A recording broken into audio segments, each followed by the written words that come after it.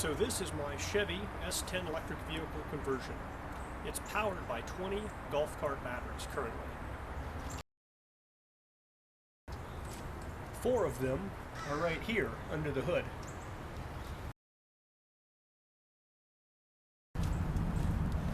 The other 16 are here under the bed.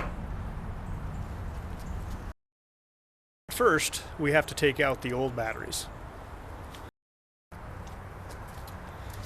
Now, unfortunately, with the size of the current golf cart cells, I have to lift up this entire panel just to get those batteries out, which is kind of a bear. I try not to do it too frequently.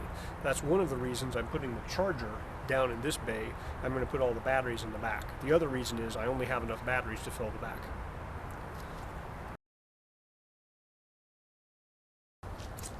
And the really annoying thing is I have to take off this metal bar just to be able to flex this enough to get the batteries past this little front bit here. So after I take these batteries out, I'm never going to get in that situation again.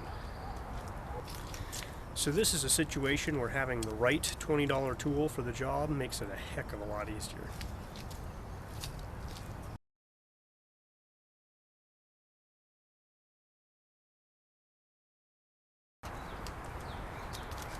Notice I said easier, not easy.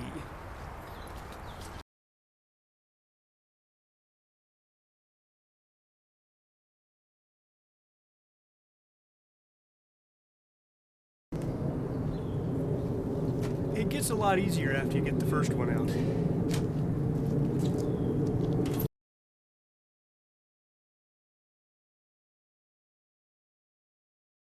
So those golf cart batteries are about 60 pounds each. There's 20 of them. That's a lot of weight in the truck. I'm going to be replacing them with 8 of my batteries, which are made out of 6 lithium-ion modules from a Nissan Leaf. And those are going to only weigh about 60 pounds each. So I'm reducing the weight by quite a bit here. So the plan is my charger's a little bit smaller than those batteries.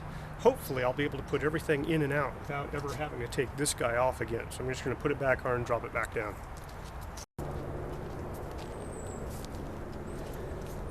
So after being under batteries for 19,000 miles, it might be time to replace this. It's not anything structural, just a little ugly looking.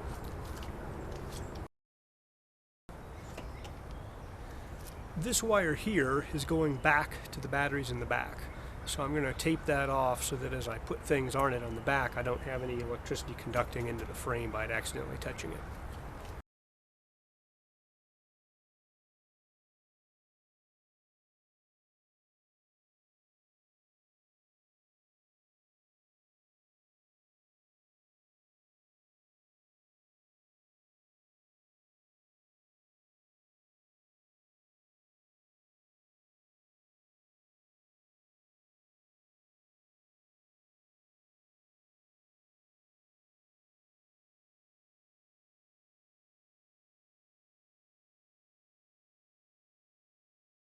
So inside the battery boxes, there's foam with plywood on the outside, and it's a little dirty. So I'm going to be taking it all out, replacing anything that's rotted, and maybe replacing some of the dirty foam as well.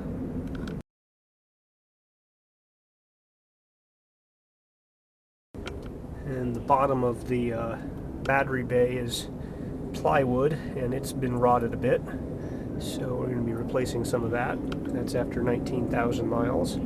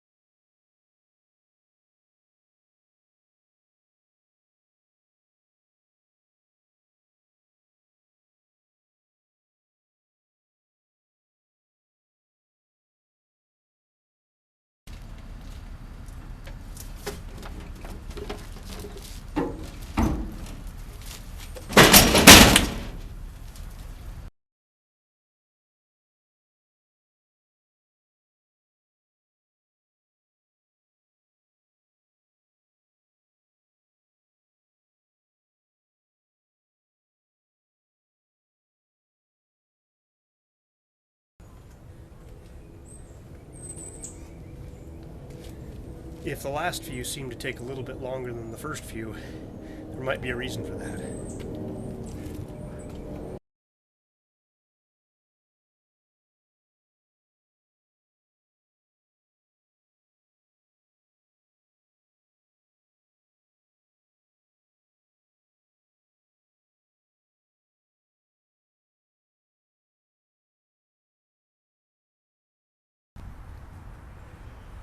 So this is 1,200 pounds of lead-acid golf cart batteries. There's 20 of them. They each weigh about 60 pounds each. Right here are the 8 battery packs that are going to replace them. So each of these 8 is made out of 6 Nissan Leaf modules. It uses all 48 that are in the Nissan Leaf battery pack. And essentially they weigh about 60 pounds each too, so it's about 500 pounds. So I'm saving about 60%. I'm taking out 60% of the weight on the batteries.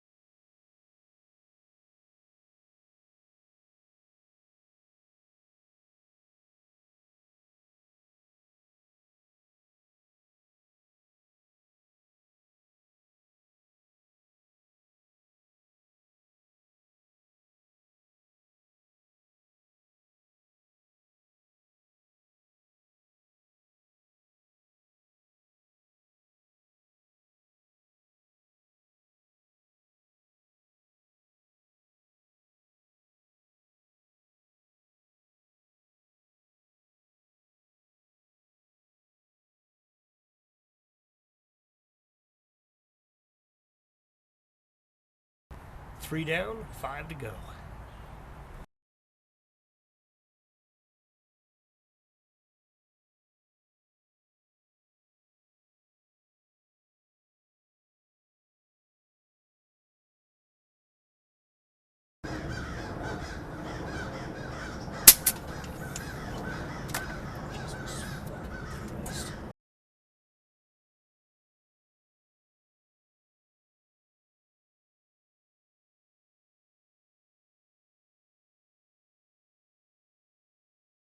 So it's the beginning of day 2, and of course, it's raining.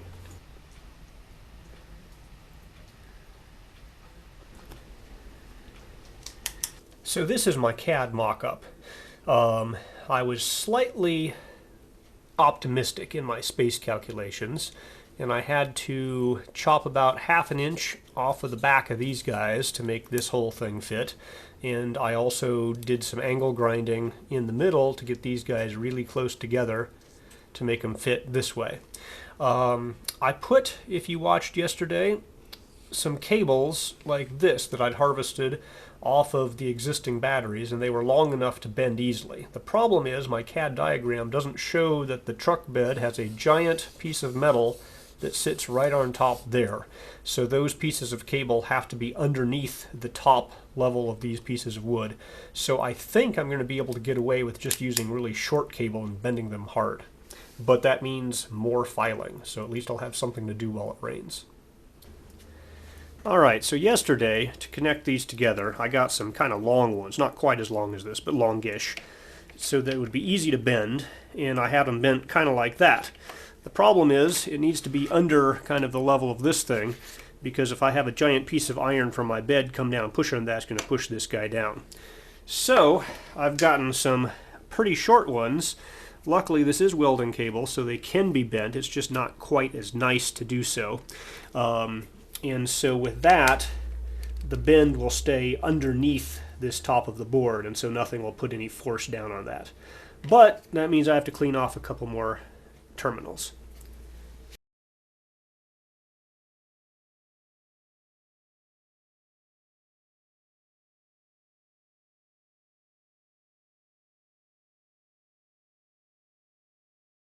All right, everything's wet, but at least it's not raining anymore.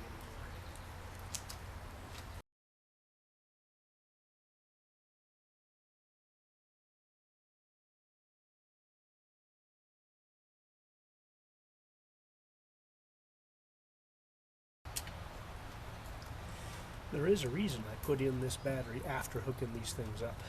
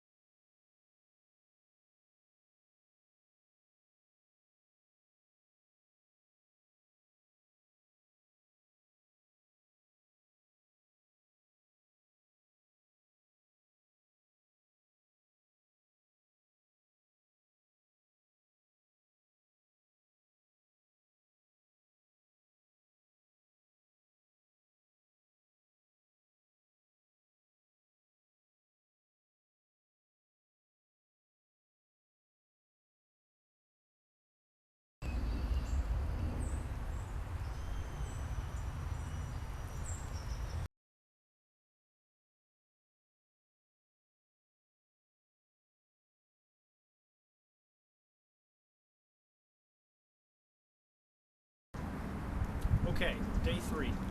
Not raining. That's a good thing. A little bit cold, but we'll have to deal with that. Today I'm jacking up the side of the truck, going underneath, going to clip all the cable ties that hold the high voltage cables to the frame, pull a couple more inches of slack so it'll work with my battery, the current location of the lugs for my batteries, and then put the last 3 batteries in and hook everything up. Hopefully take it for a test drive.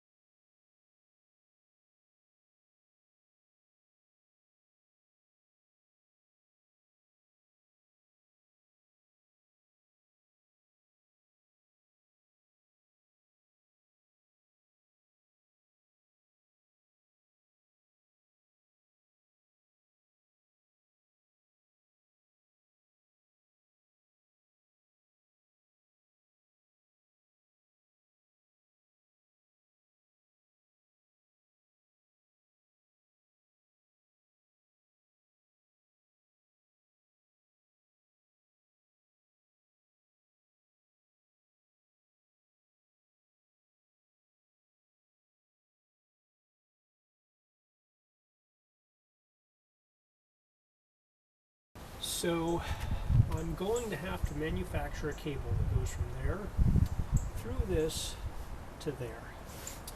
I knew I was going to have to do this. In addition to that cable there and these two of these guys, it should be the only extra cables I have to manufacture because I'm recycling a lot from the original battery pack.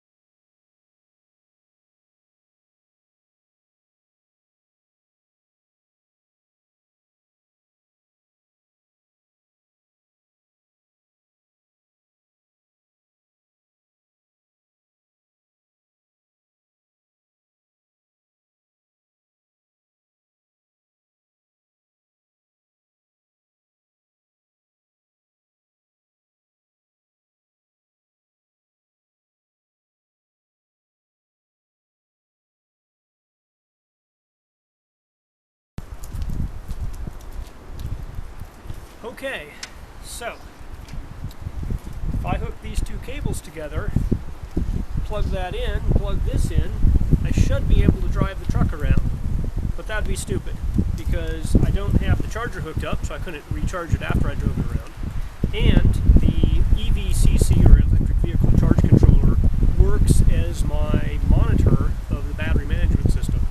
So I want the monitor in place so that if I'm driving it around and a cell hits a low voltage situation, I get a buzzer so I know what the heck's going on. So I have a couple more hours before it's really done. But it is almost in a drivable situation at this point.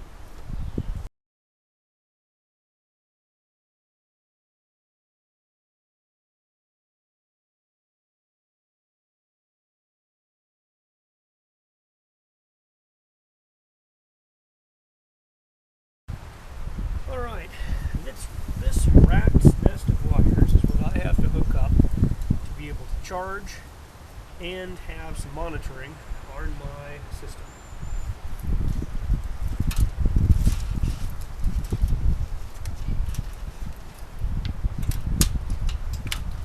This guy here is the most important bit. It's the warning buzzer that goes off if I get the cells too low.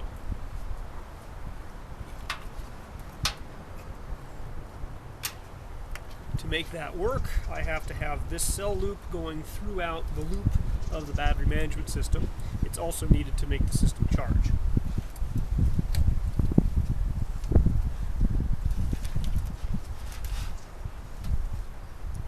These guys go down to the front bumper. They have the pilot and the signal information, the proximity and pilot signal from the J1772, as well as the push button and the illumination light on that guy.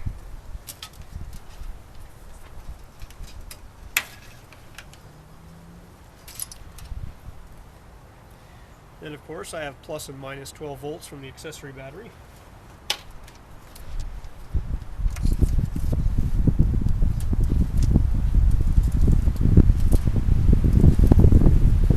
This guy is hot and run, so basically when the system is running, this thing should be plus 12 volts.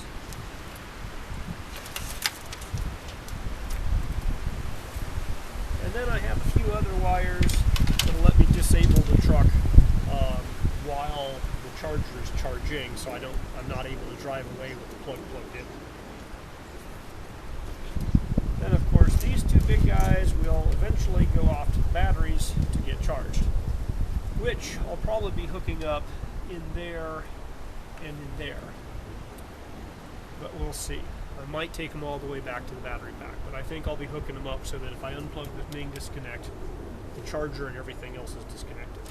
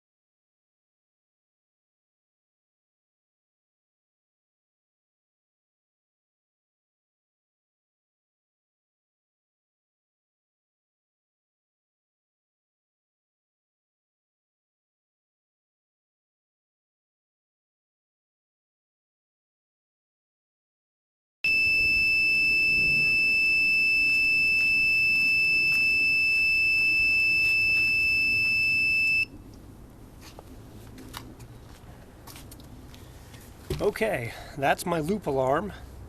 So, I can't charge, but I could drive if I wanted to.